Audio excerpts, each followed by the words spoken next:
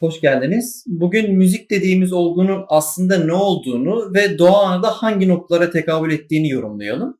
Bunu yaparken yine evrimsel psikolojinin kapısını çalalım. Farklı frekansların canlıların beyinlerindeki kimyasal süreci ve dolayısıyla duygularını nasıl yönlendirdiğinden bahsedeceğiz. Birkaç farklı enstrüman ve ses efekti üzerinden de farklı ses renklerinin yaratmakta olduğu etkileri gözden geçirelim. Introdan sonra birlikteyiz.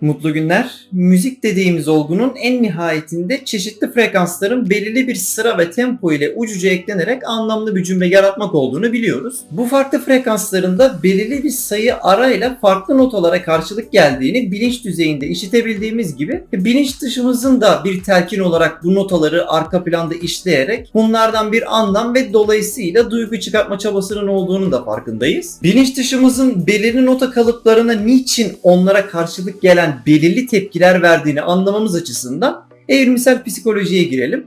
Zaten tüm video evrimsel psikoloji üzerine kurulu. Söz verdiğim gibi bazı ses renklerini yani notaları etki yaratmak üzere günlük hayatta bizlere nasıl sunduklarını ve farklı türdeki müzikler ve enstrümanlar yoluyla çok eğlenceli ve nostaljik yapımlar üzerinden hayatımızın içinden örneklendireceğiz. Animelerden örnekler vereceğim. Videonun o ikinci bölümünden gerçekten keyif alacağınızı düşünüyorum. Çünkü direkt Digimon ve Beyblade üzerinden kesitler vererek sahne müzik duygu üçlemini açıklayacağım. Doğan'da ilgilendiğimiz her uğraş esnasında ve içinde bulunduğumuz her ruh halinde, kısacası hayatımızın istisnasız her anında anlık olarak beynimizin sahip olduğu bir rezonans aralığı vardır. Müzik dediğimiz olgu ise bu aralıklardaki frekansları yani doğada yaşadığımız bazı senaryoları taklit edebiliyor. Çünkü en nihayetinde onlar da frekanslardan oluştu. Türümüzün farklı medeniyetlerince edinilen binlerce yıllık müzik deneyimi sonucunda günümüzde hangi notaların ve nota kombinasyonlarının ne şekilde duygular uyandıracağı çok geniş hatlarıyla biliniyor.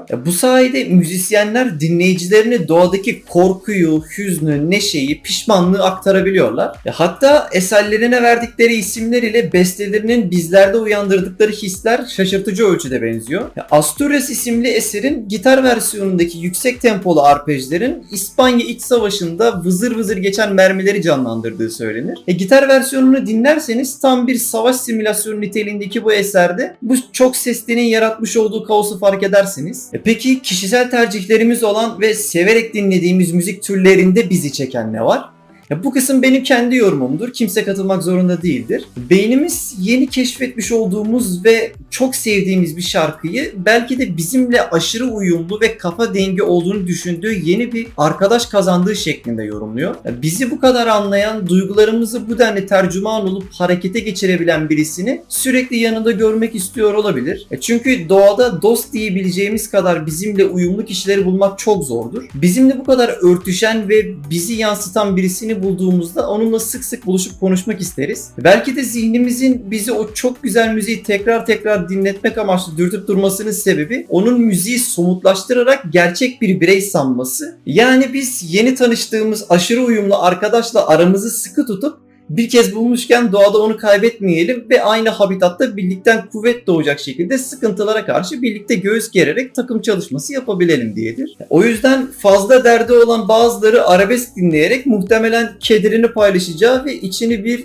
dosta döktükçe rahatlayacağı bir ortam arıyordur. Çünkü normal şartlarda kederliyken bizi daha da kederlendirecek bir eylemi yapmaktan zevk almak kulağa pek mantıklı gelmiyor. Modumuz düşük olduğunda bu tarz melankolik müzikler dinlemeye yatkınsak beynin bunu yapmaktaki amacı olsa bizimle aynı kederi paylaşan bir dert ortağının tek taraflı konuşarak bizi teselli etmesini dinlemek ve acıyı paylaşarak azaltmaktır diye düşünüyorum. Bunu da kedere tekabül eden frekanslar ile yaptığını düşünmek gayet mantıklı. O anki ruh halimize en yakın şarkıları dinleyerek bizimle aynı rezonans aralığında olanları çevremizde toplamanın hazzını yaşıyor olmalıyız. Şimdi frekansların bizlere nasıl etki edebileceğini yorumlamaya çalışalım. Sicim teorisi bunu açıklamakta sanırım bize yardımcı olabilir. Sicim teorisine göre evrende olabilecek en küçük yapı string denilen tel benzeri titreşim titreşen frekanslardır. Makro boyutta düşündüğümüz vakit her birimiz tekil bir canlı gibi görünüyor olsak da hepimiz atom altı parçacıkları oluşturan parçacıkların bir araya gelmesi sonucu oluşuyoruz.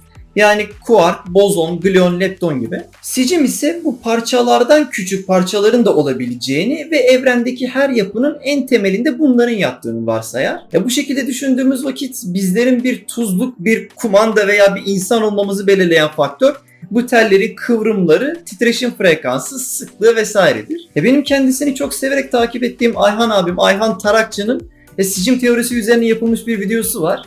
Bunun dışında Evrim Ağacı'nın da sicim teorisi üzerine gayet güzel anlatımlı videoları var. Sicim merak ettiğiniz bir konu ise ve henüz izlemediyseniz bu saydığım kanalların ilgili videoları size faydalı kaynaklar olabilir. Bugün benim sicim teorisinden çok ufak bir kısmı videoma dahil etmemin sebebi, eğer gerçekten string dediğimiz yapılar varsa bizlerin çıplak gözle makro gibi görülüyorken mikro çapta tamamen astronomik sayılardaki frekansların bütünü olan koca bir enstrüman olabilme ihtimalimizdir. Durum buyken bir frekanslar yumağının bir başka frekanslar bütünü olan müzik ile, yani frekanslar ile olan etkileşimi pek de şaşırtıcı bir senaryo olmayabilir. Belki de iki taraf da frekanslardan ibaret olduğu için müziklerden etkileniyoruzdur. Müziğin psikolojik etkilerinden bahsederken müzikteki majör ve minörlerin ruh halimize olan etkilerine değinmezsek olmaz. High context olarak sınıflandırılan kültürlerin, yani özellikle Asya ülkelerinin geleneksel çalgılarına ve ağırlıklı olarak kullandığı minör kalıplara baktığımız vakit aşırı duygusal milletler olduğunu bir kez daha anlıyoruz. Hissettikleri bu duygularını kendi müzik türleri haline getirmişler. Majör kalıplar çoğunlukla mutluluk vermesiyle bilinirken minörler de yine genellikle hüzün vericiliği ve depresifliği ile bilinirler. Majörlerin mutluluk, minörlerin de mutsuzluk vermesi zorunlu değildir. Bazen majör ve minörlerin kullanım sistemine göre bu duygular tam tersine de dönebiliyor.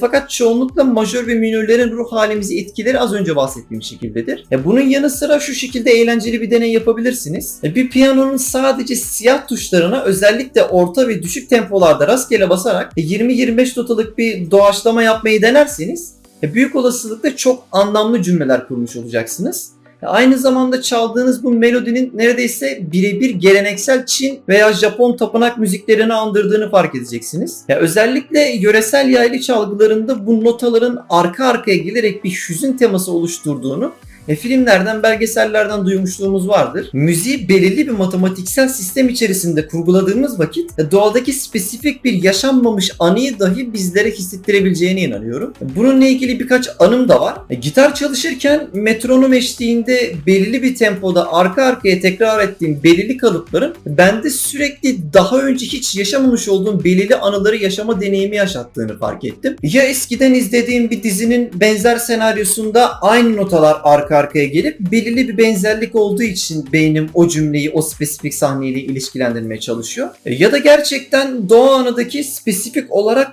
o senaryoyu yaşamam durumunda o anda beynimde oluşacak frekans kombinasyonunun cümlesini taklit ettiği için bu önceden yaşamadığım anılar bana bir his olarak geliyor. Mesela bir aralar çalıştığım kalıplardan bir tanesinde kendimi içgüdüsel olarak 50'li yaşlarda hissederken 20'li yaşlardaki kızımla evlenmek isteyen hoşlanmadığım birisinden kızımı uzak tutmaya çalıştığımı, oğlanın bana rağmen kızımı kaçırarak evlenmek istemesi senaryosunu o kalıbı çalmayı bırakana kadar hissediyordum. Bu tarz belirli kalıplarda sürekli aynı belirli senaryoların olması oldukça ilginç. Belki de genetiğime kodlanmış ilkel içgüdülerin frekans kalıbını yarım saat boyunca tesadüfen dürtüyorumdur. Evet, şimdi o beklediğimiz kısma geldik. Hangi sahneler, ne tür müzikler kullanarak bizlerde hangi duyguları ortaya çıkarmaya amaçlıyorlar? Ve doğa anıda bunların tekabül ettikleri noktalar neler? Önce en bilindik ses efektiyle başlayalım. Filmlerin veya dizilerin climax dediğimiz büyük savaşların gerçekleştiği veya kendimizle özdeşleştirdiğimiz ana karakterler için ciddi tehlike sinyallerinin çaldığı sahnelerde elektro gitardaki distortion efektini çok iyi tanıyoruz. Transformers filmlerindeki Linkin Park şarkıları ve Kurtlar Vadisi'nin Cendere rock versiyonu bu sahnelere gayet yerinde örnekler. Duruma göre izleyiciyi savaşması için yüreklendirmek veya onları çaresizlikten köşeye sıkışmışlık psikolojisine sokmak için kullanılırlar. Rock ve metal müziklerinde ağırlıklı olarak kullanılan bu distortion efektinin insanları hırçınlaştırmasından, kızıştırmasından ötürü doğa anayı taklit etmek amaçlı tercih edilmesi bir tesadüf değil. Nedenini birazdan nostaljik bir oyun üzerinden anlatacağım. Şimdi meşhur distortion efektini dinleyelim. İzleyicinin oturduğu yerden savaşma içgüdüsünü tetikleyip nasıl gaza getirdiğini hissedebiliriz.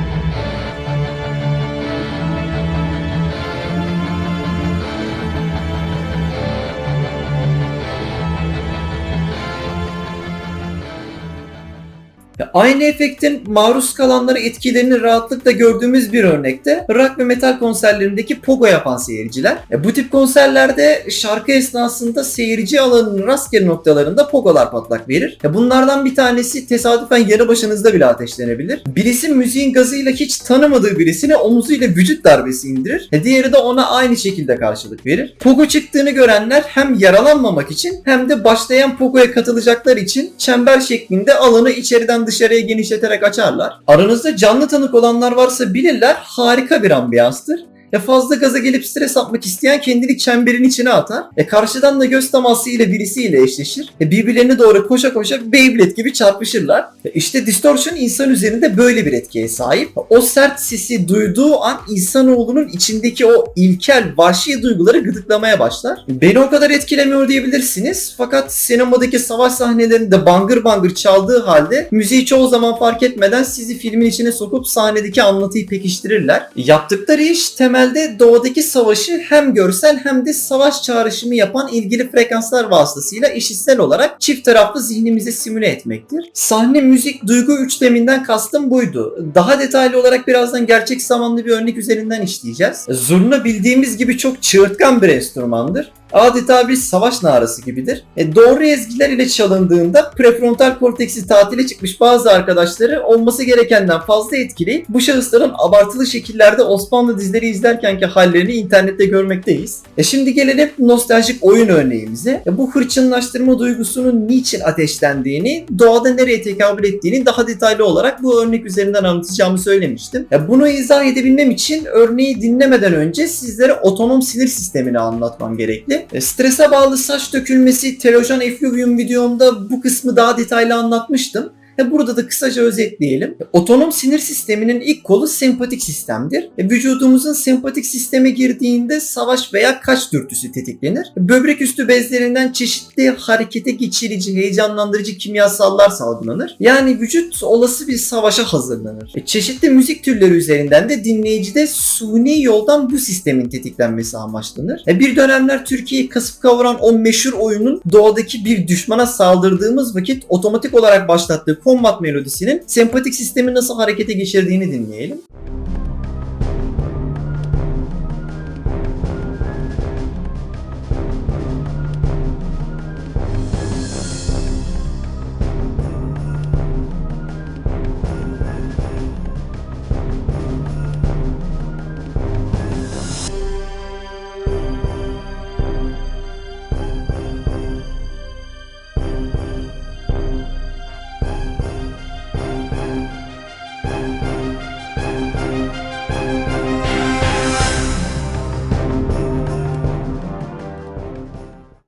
Burada distortion efekti veya zurna yok fakat temelde insan beyninde harekete geçirdiği içgüdü aynı. Gördüğümüz gibi farklı enstrümanlar ile doğru tempoda doğru müzik yapıldığında bizlere stres hormonu olan kortizol salgılatabilme gücüne sahipler. Otonom sinir sisteminin diğer kolu ise parasempatik sistemdir. Yıpratıcı bir savaş sonrası yaralarımızı onarmak üzere mağaraya çekilmek adına veya yediğimiz yemeklerin sindirilmesi adına bizleri gevşeten ve dinginleştiren hormonların salgılanması için vücudun girdiği sistemdir. Night Online'da canavarları öldürdüğümüzde veya onların artık bize zarar veremeyecekleri bir noktaya kaçıp savaşı sonlandırdığımızda dikkat edin, savaş veya kaç müziği sonlanır ve bu müziğin yerini sakinleştirici bir melodi alır. Tam da az önce bahsettiğim parasempatik sistemin etkilerini yaşatmak üzere bilinç dışımıza hitaben.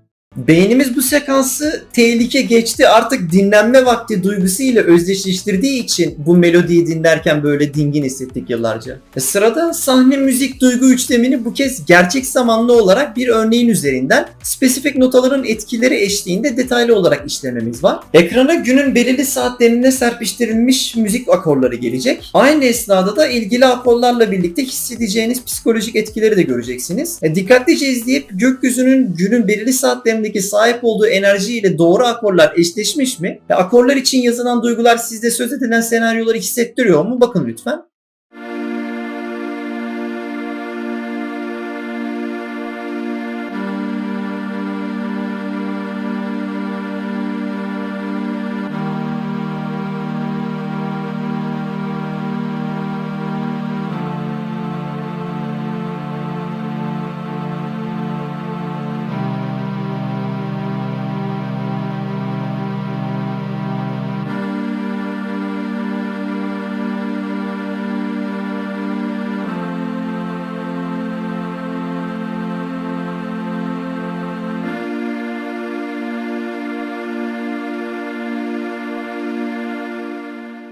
Akorlar ile günün o saatleri arasında bir ilişki kurabildiniz mi?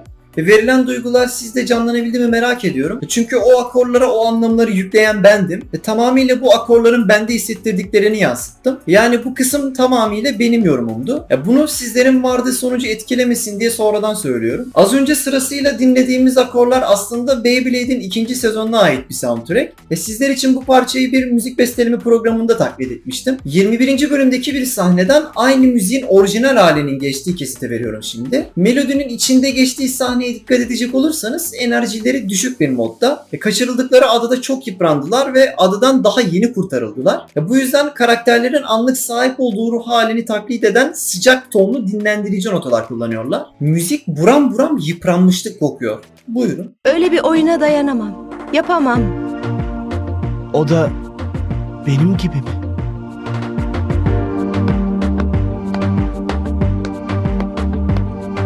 Ray, bir gün herhangi kötü bir şeyin etkisi olmadan seninle mücadele edeceğim.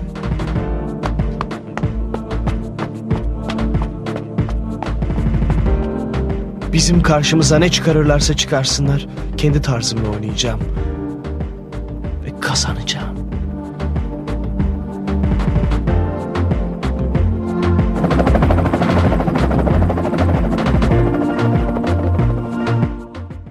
Video çok uzamasın diye bu sahnenin tam halini koymuyorum. Merak edenler 21. bölümün helikopter sahnesinden itibaren başlatarak izleyebilirler. Müzik esnasında Japon takımının derin düşünceler içinde olduğunu daha net görebilirsiniz. Böylece müziğin içinde geçtiği sahneye sağladığı psikolojik etkiyi daha net gözlemlemiş olursunuz. Hemen Beyblade'den bir örnek daha veriyorum. Caz müziğin sahip olduğu dinlendirici etkiyi deneyimlemeniz için yine 2. sezonun 5. bölümünde Kai'nin okuldan kaçtığı sahnedeki doğanın içinde bulunduğu düşük enerjili turunculu parçalı bulutlu haline dikkat etmek isteyebilirsiniz. Sahnede yoğun bir günün yorgunluğu ve istirahate çekilme teması hakim. Kai'nin basamakları tutunarak çıkması ile bütünleşen günün düşük enerjili saatleri ve buna eşlik eden melodi sahne müzik duygu harmonisine harika bir örnek. Tadını çıkarın.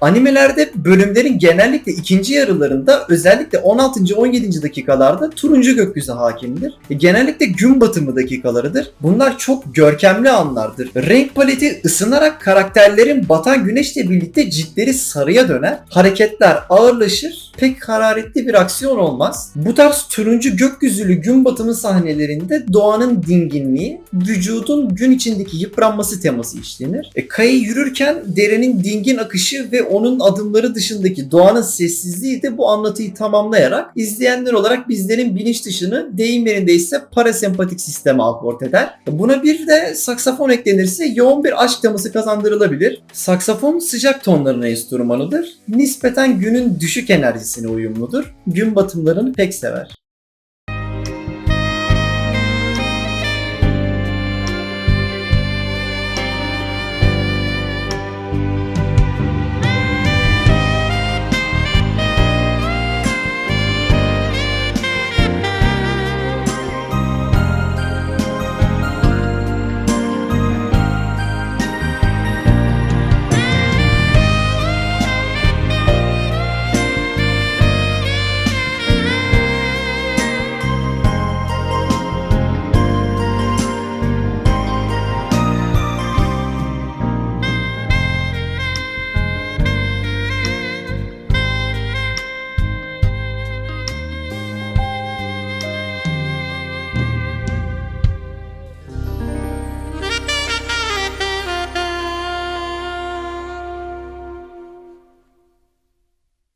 Bir Love Story'yi sabah 8'indeki mavi gökyüzü eşliğinde dinç halimiz ile dinleyisimizin gelmeyip akşam üzeri vücudumuz dingin iken onu aramamızın sebebi tesadüf değildir. Bilinç dışı hangi frekans ve melodilerin günün hangi saatine uyumlu olduğunu ve onu ne zaman arzulayacağını iyi bilir. Doğru zamanlı sahnede doğru tür müziği ve enstrümanı doğru notalarla yaratılan cümleler üzerine kurarsanız altın oranı sağlamış olursunuz.